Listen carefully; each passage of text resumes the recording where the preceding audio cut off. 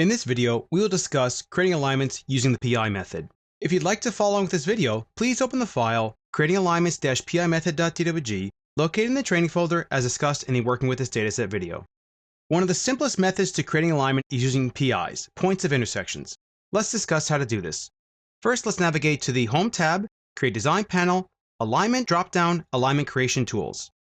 We'll give our alignment a name of bypass-1, make sure the type is set to centerline, give it the style of layout, and make sure we have our labels set to all labels. If this alignment required design criteria, we would toggle it on here and have a starting design speed of some sort. Design criteria is how you can apply AASHTO methods to your roadway, as well as the design check sets, such as checking for tangent lengths and curve checks. For now, we'll toggle this off and go ahead and click OK. This opens up the alignment layout tools. We're going to be working with this section of the alignment layout tools as we'll be working with the PI method.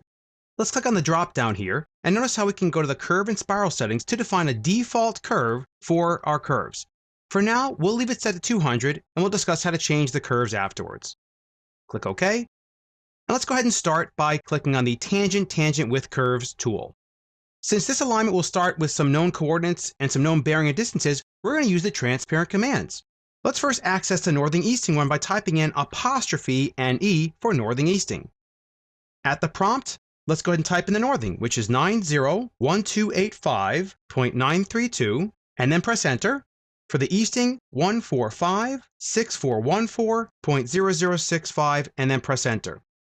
This starts out that alignment at that northing easting. Press escape to end the transparent command, and notice how we're rubber banding, continuing on the alignment.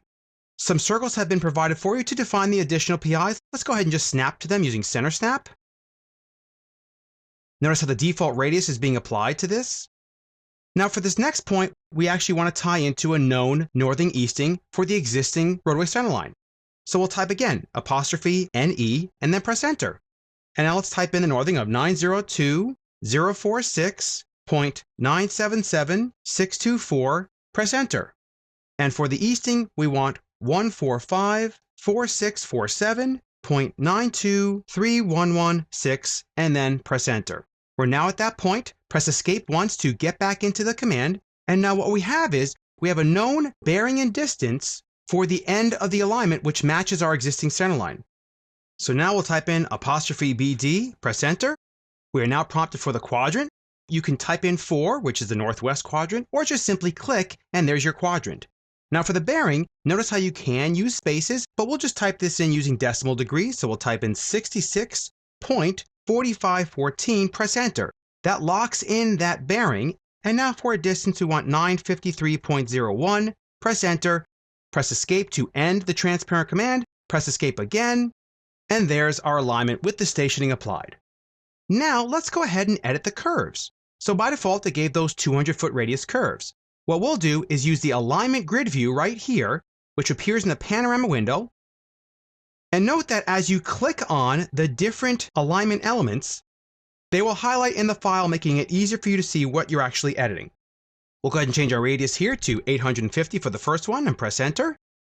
Zoom out here a little bit, and we'll go ahead and click on this one here. 500 for this one, press enter. Click on this one here. This one also will be 500, press enter. And then for the last curve here, this should be a value of 700 feet and press enter. Don't forget, if you also need to make any edits, you can use the grip editing, and depending on how we created this, of course in this case, this was with the PI method, we will get specific grips to allow it to stretch those different horizontal elements based upon the constraints that were used to create them. In this case, these are free curves because we use the PI method.